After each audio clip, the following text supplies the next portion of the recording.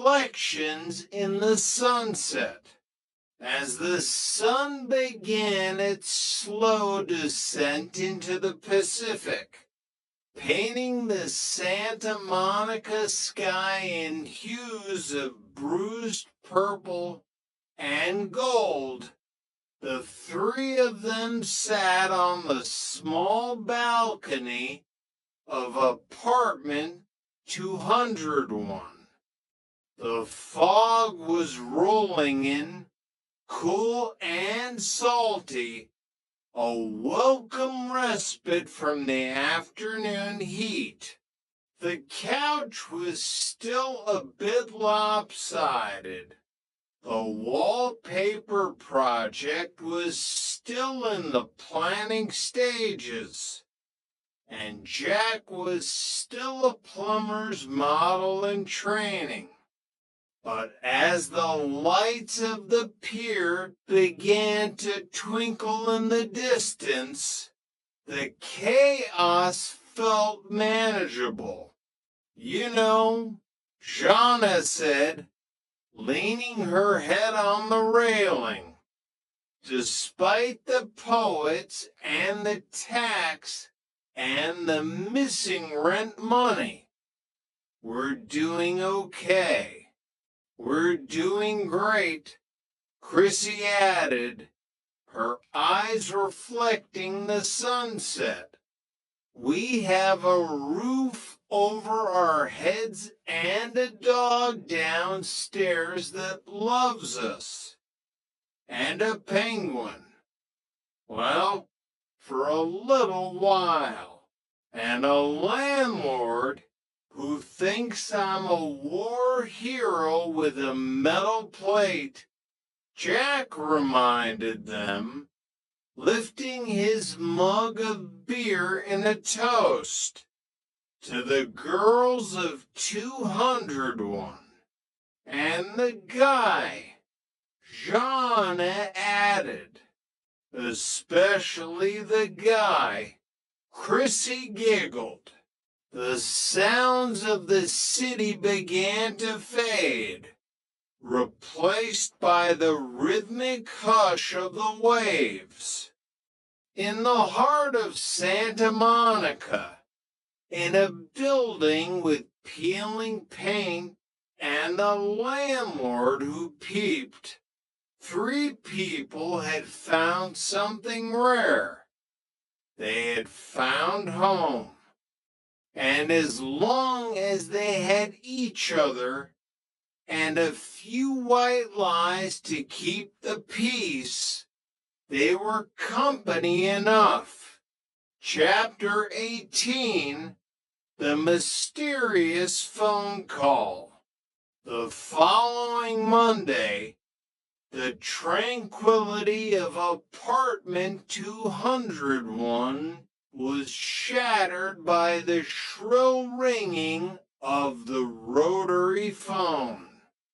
It was a sound that usually signaled a bill collector or a wrong number, but this time the person on the other end was a woman named Roxanne.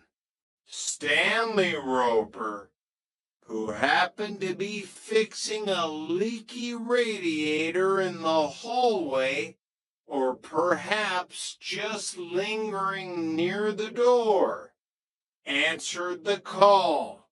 Hello, Roper's Rentals, where your deposit goes to die. Stanley grumbled. Is Jack there? The voice purred. Tell him Roxanne called. Tell him I'm ready for our private session tonight. Tell him to bring the whipped cream.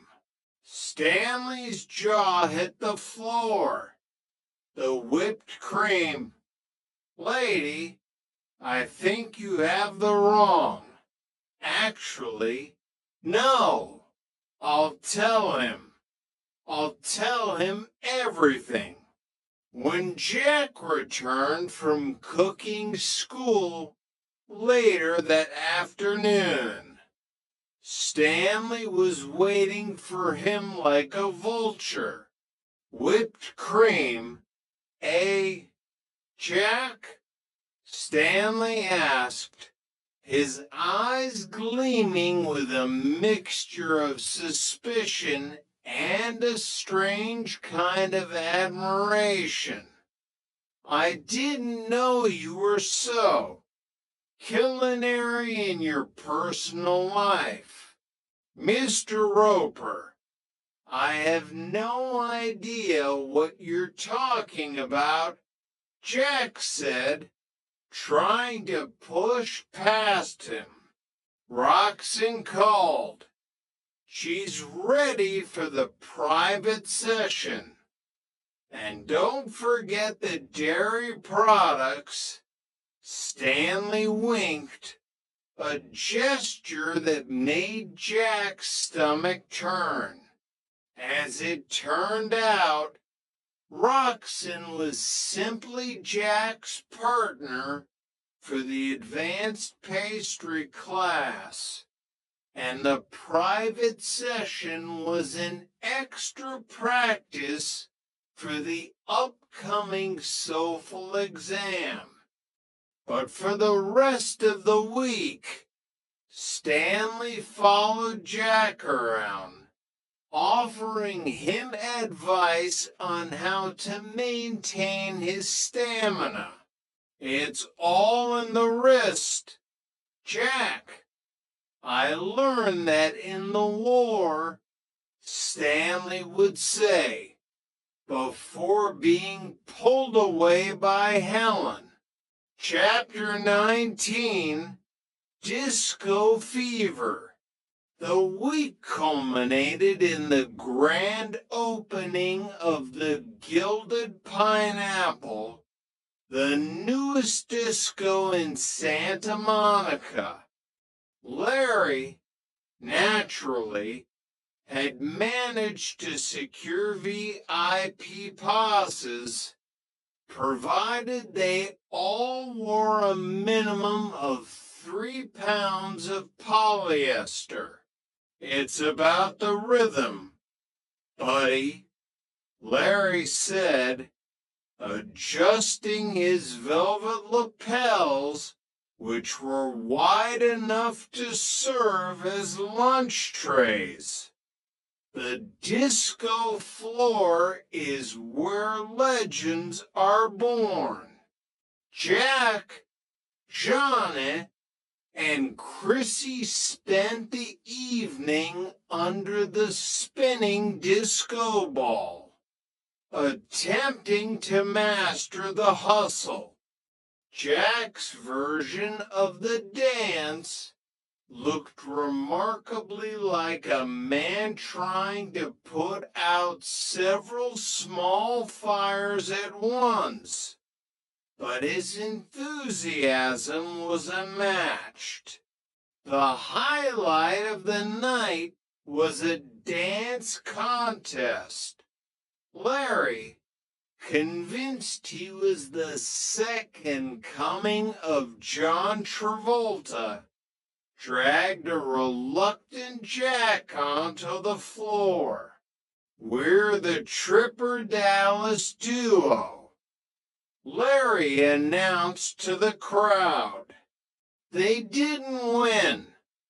In fact, they were asked to leave when Jack's enthusiastic spin sent a tray of martinis flying into the DJ booth.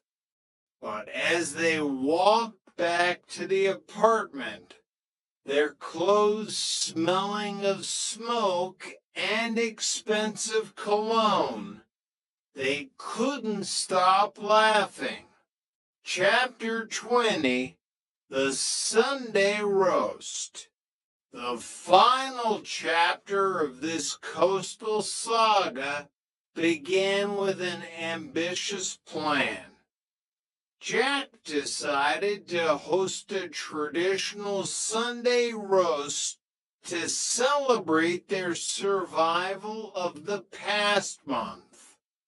He spent the entire morning in the kitchen, surrounded by root vegetables and a 16-pound prime rib.